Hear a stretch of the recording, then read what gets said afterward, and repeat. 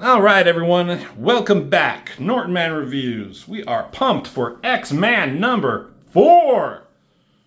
Right? He's pumped. Look at that fist. Gonna hit you in the face. Boom. This is phase 4 of Age of Apocalypse. We're getting to the end. We only got a few more issues until the very, very end. All the issues, have been kind of ending in death and sadness, more or less. X-Man, he's a combination, we all know, of Jean Grey and Scott Summers. He was freed, he was being trained by Forge and a group of other mutants.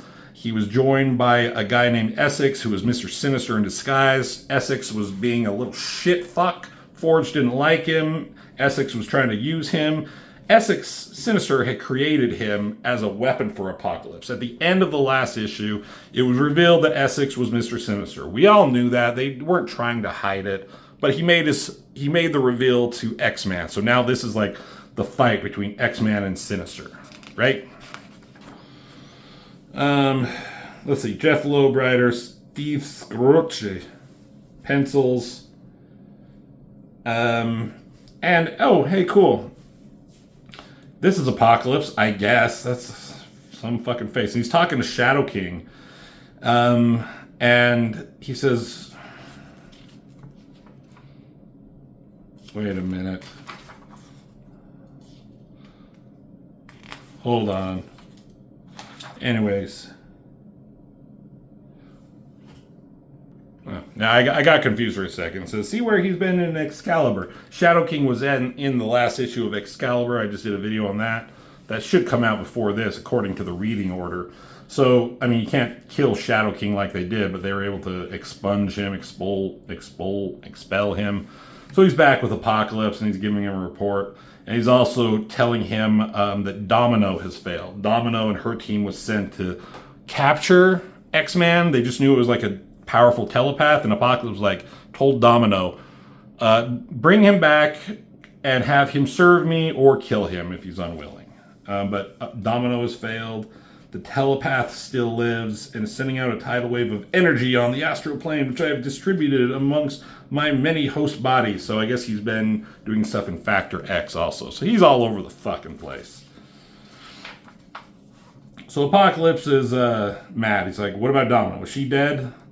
Does not appear yet. It's like, I've never known her to fail. She has the innate ability to turn situations into her advantage. And then, I guess Shadow King starts to backtalk. Like, I told you, don't be aware of his powers. He's like, enough. Who have you forgotten to whom you speak? I am the Lord Apocalypse. This planet fears my very existence. Crazy fucking drawing.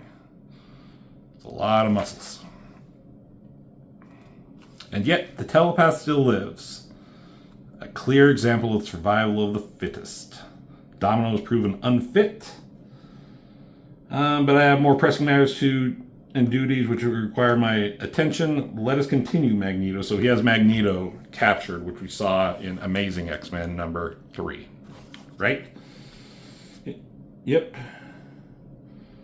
To learn more of Magneto's fate, see the Astonishing X-Men number 4. I mean, they didn't really share anything there. Anyways, whatever. Back with X-Man. He's fighting Mr. Sinister. And I think he killed Forge. I think Forge is dead. And so he's pissed. He hits him with psionic blast. That's pretty powerful. It's deadly, I guess.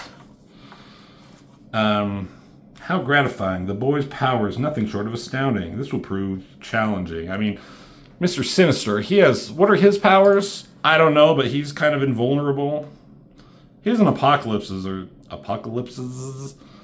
I mean, he's like a T-1000 here. Usually, the only thing that can hurt him is Cyclops' optic blast. For reasons? Can anyone tell me why that was ever a thing? But he's able to, shoot him, and it's hurting, but not really. He's regenerating like he does there. They're shit-talking each other. And Nate wants him dead. And what are they saying here? He's basically trying to calm him down a little bit. He's like, I know you have the power to destroy me. Trust me, I know. I created you. but I can give you knowledge. And he's like, I couldn't detect that you were lying to me before. How should I know that you're telling the truth now? Good point. But, hear me out anyways, and I can tell you about your parents. Use your telepathic gift to see what has been kept from you. And he's like, look at the effort I made on your behalf. He's like, centuries I waited for such a magnificent combination, which was Cyclops and Jean Grey. I waited for them to come together, and with a slight touch of growth acceleration, the result was more than I could imagined. And he's like, I was taken from the pens, tortured, but I escaped. And he's like, really? Like, Nate knew most of this.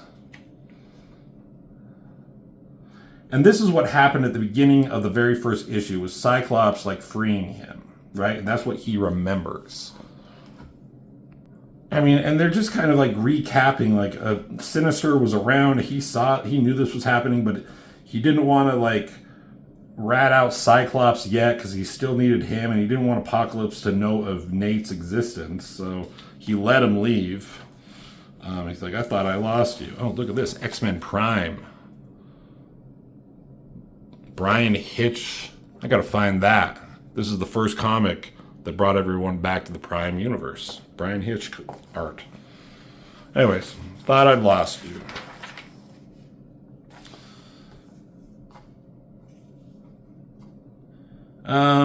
He's still talking Apocalypse and I had a similar interest, evolution of Homo superior.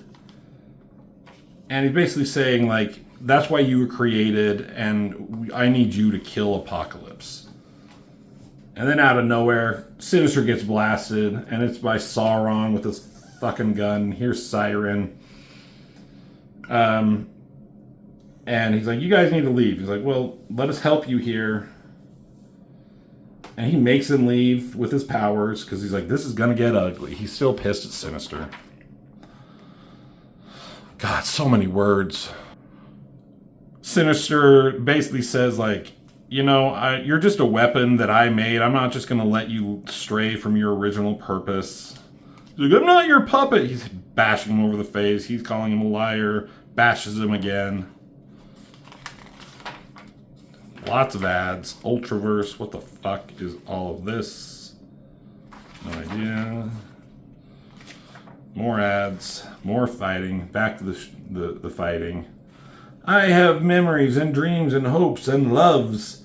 Doesn't matter what you say or how you twist the truth. I'm not anyone's project, and now I'm all done. So he's just beating the fuck out of Sinister. That's kind of a cool shot. Right there. Punching him, sending his ass flying, standing over triumphantly.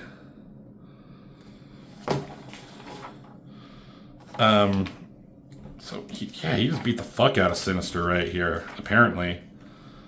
And he's like, but now he's all alone, because Forge is gone.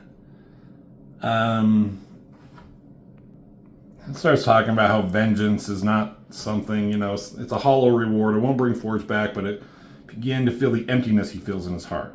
It's like, all right, you have taught me something. It's only a matter of time before Apocalypse comes for me, unless I get to him first. So he flies off. He's like, I'm going to go fucking kill Apocalypse. I'm going to do exactly what you wanted me to do. And Sinister kind of wakes up. I don't know if he's smiling or if he's happy right there. It's hard to tell. I don't know. He's like, that was difficult, but not impossible. And he's like, he's leaving to go kill Apocalypse. That's good for me. But then he's like, wait a minute, I'm actually bleeding. Is that possible? And whatever Nate did to him fucked up Sinister bad. There was a man who, in exchange for near immortality and the opportunity to freely conduct his heinous genetic experiments, sold his soul to a devil named Apocalypse. At the end of his life, everything he knew, everything he touched has slipped away from him, leaving no one left to mourn him. And he falls over to his knees, falls over, and he's dead, apparently. So he meets up with Siren, and they get some tongue action with each other, because he's like, I'm leaving. I'll never forget you. Take care of yourself. X-Man, Nate, goes flying off. And he's flying, he's thinking to himself about his life, about Forge, about Sinister. And he had these like kind of weird psychic, I don't know, communications where visions or whatever of Magneto. And that's what Forge said, like, go find Magneto, he'll help you. And it's like, maybe those times I linked with Magneto, that wasn't an accident. And it's like, so maybe if I could contact him if I'm just thinking about it. But when he does that, he sees Apocalypse and with Magneto here. And so that somehow tells Nate where they are. So he's like, I know right where they are. He goes, blasting into the sunset or whatever to go find Magneto and Apocalypse. So you think that would be the end. It's not. He shows up at the Citadel. He's floating over there. And he's like, I feel someone tugging at me to come inside. Is it Magneto or whatever? And he comes busting in, and there's some kind of craziness going on. Like they're killing all the people. He's at the pens or the kennels or whatever. The pens are in an uproar. Order has been given since Sinister was gone by Apocalypse to kill everyone. So mutants are killing everybody, killing anything that moves. So they start shooting at fucking Nate here. Nate blasts these guys, and then out of a fucking hole, there's Cyclops and Jean. They were hanging out with each other, trying to protect and save everybody in the pens. So they're together, and like they come face to face with Nate. So there's basically father and mother and son. And because they're like psionically powerful, like their minds accidentally like connect. It's a bond between a mother and her child, basically. Psionic backlash. Cyclops shoots him. He's like, you're hurting her. And he's like, no, Scott, you don't understand. That young man is a friend. Suspect he's more. He's like, you're special and you're alone. She's like, you can come with us. And he says, no. Someone's been telling me about my destiny my whole life, and I've been running away from that. Too many good people have died, and I owe it to them and myself to do what I'm supposed to do. And Cyclops is like, you're right. It's time to finish the fight. He says, good luck to you. It's like, when this is over, if I can, I will find you. They're like, okay, we gotta go. And Cyclops is like, I think I remember that kid. Years ago, I helped him escape. And even then, for some reason, he reminds me of myself. And there's Nate, and he's climbing up this fucking tower, and he's coming for Apocalypse. So that's the end of X-Men. It talks about how, it's Nate versus Apocalypse and X-Men Omega. That's kind of a cool thing. Then in 30 days, talks about how X-Men, this book, will revert back to Cable with the Domino you know and love. But X-Men's book will continue. X-Men number 5. So like, what? Everyone else's ends at number 4. Why is his going to continue? So, I mean, it's kind of a simple story. Not much happens. Basically, he has a confrontation with Sinister. They fight, roughly, more or less. X-Man beats the fuck out of him, kills him with his crazy powers, goes running off to find Magneto, psionically connects with him. Oh yeah, Sinister dying, psionically connecting with him, goes to the Citadel, meets up with Scott and Jean. They have a brief encounter, and then he's like, I'm gonna go fucking kill Apocalypse. It's a lot happening in this short story. Kind of interesting stuff. It's not bad. It's definitely better than some other issues of Age of Apocalypse. So there it is. I mean, X-Men, he's a powerful son of a bitch, and everything's coming to a head. All these are like to be concluded in X-Men Omega. Like everything is starting to connect a little bit more, which is kind of fun. So, yeah, there we go. There it is, the last issue of X-Man. Well, not the last issue. It continues. I don't know if I'm going to continue it, but there it is. So, thanks for watching. Hit the like and subscribe button, all that. I really appreciate it. Age of Apocalypse is coming to an end. I don't know what I'm going to do after that. I may take a break for a bit, actually, and then maybe restructure my channel a bit. I don't know. We'll see. But if you have any thoughts or ideas of what you'd like to see me cover, let me know in the comments, and I'll see what I can do. Until then, as always, I'll see you in the next video.